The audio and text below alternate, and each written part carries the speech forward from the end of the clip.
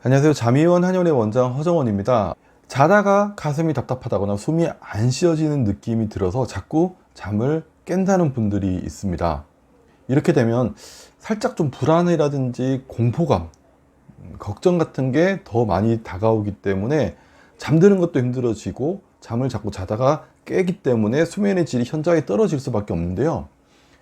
이런 경우라면 다음 말씀드리는 경우를 한번 생각을 해 보셔야 합니다. 첫 번째는 수면 무호흡증입니다.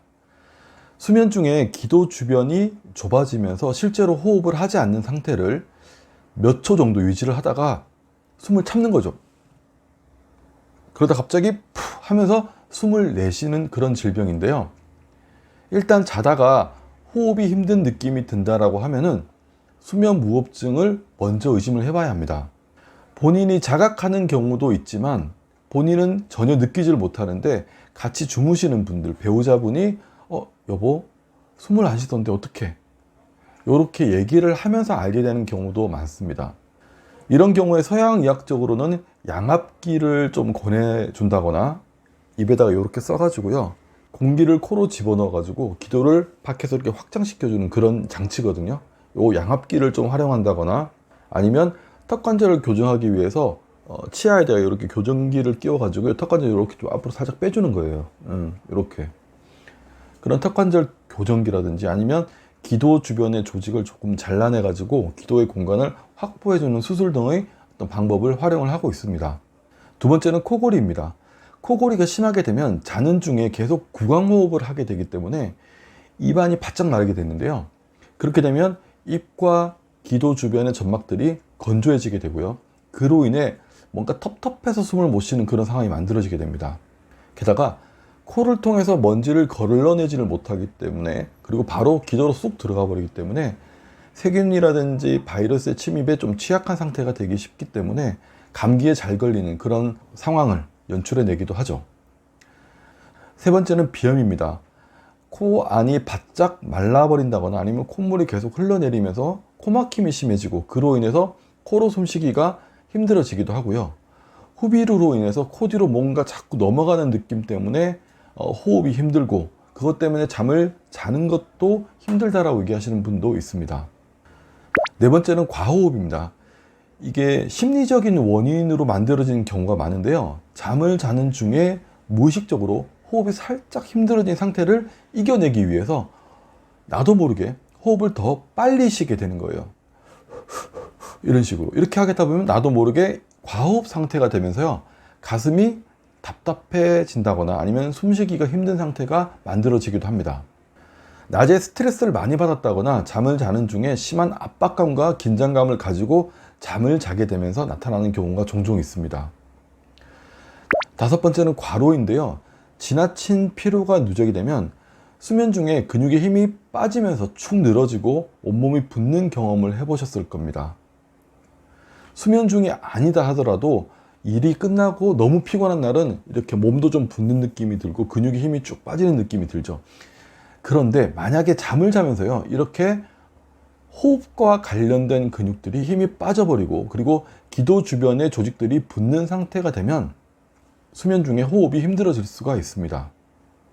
그 외에도 수면 자세가 지나치게 웅크리고 자는 자세를 취한다거나 베개 높이가 너무 높아서 기도가 좁아져 있는 경우에도 호흡이 힘들어질 수 있고요. 침실의 실내 공기가 너무 건조해도 그럴 수가 있습니다.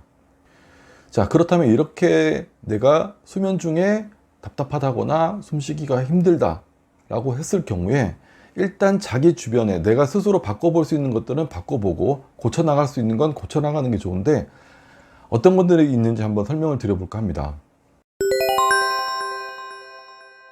첫 번째로는 수면을 취하는 곳, 침실의 온도라든지 습도를 편안한 상태로 유지해 주는 것이 필요합니다. 그리고 두 번째로 수면 중에 너무 웅크리지 않도록요, 잠들 때 만세 자세나 대자로 누워서 잠드는 연습을, 습관을 자꾸 한번 들여보시는 것도 좋고요.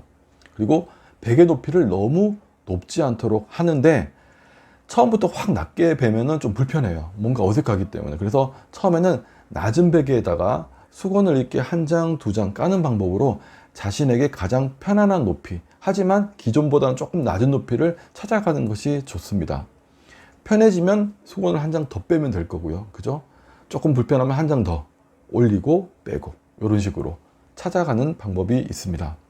그리고 한 자세를 오랫동안 유지하면서 일하지 않도록 중간중간 몸을 이렇게 자주 움직여 주시고, 일어나서 움직이고 걷고 계단 왔다 갔다 하고 이런 식으로. 그리고 과로라든지 과음, 무리한 운동은 피하시는 게 좋습니다. 구체적으로 코골이의 경우라면 과음, 과식을 피하셔야 하고요. 입에 테이프를 붙이고 자는 방법도 있습니다. 그리고 잠들기 전에 바카차를 마셔가지고요, 비강과 구강에 약간 그 청량감을 좀 만들어주는 것도 하나의 방법이 될 수 있습니다. 그리고 비염이라면 적극적으로 비염 치료를 받아보거나, 아니면 운동을 하는데 유산소 운동을 하면서 입이 아닌 코로 숨을 쉬는 연습을 지속적으로 해보는 것도 좋습니다. 달리기를 하면서 이런 식으로 코로 계속 숨을 쉬는 연습을 해보는 거죠. 그리고 반하라든지 폐모, 세신, 길경, 비파엽 이런 한약재를 활용해서 치료해 나가는 방법도 있을 수 있겠죠.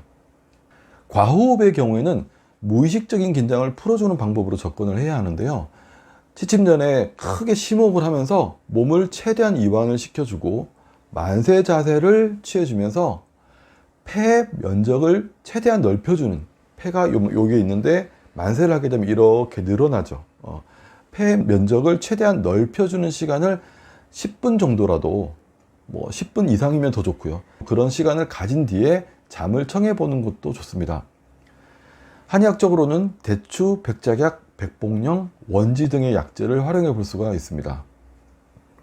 자, 그리고 호흡기를 키워주기 위해서 일상적으로 우리가 쉽게 구할 수 있는 음식으로 차를 만들어서 활용을 한다면 오미자, 맹문동, 유금피 이런 약재들이, 이런 음식들이 도움이 될 수가 있습니다. 수면 중에 호흡이 힘든 상황을 경험하게 되면요, 그것만으로도 심한 공포감이라든지 불안감을 느낄 수가 있는데요. 막연히 불안해하거나 걱정하기보다는 앞서 말씀드린 그런 원인 중에서 내가 해당되는 부분이 있는지 살펴보고 그걸 하나씩 하나씩 풀어나가게 되면 조금 더 편안한 수면을 취할 수 있으실 거라는 말씀을 마지막으로 드리면서 오늘 영상은 여기까지 하도록 하겠습니다. 감사합니다.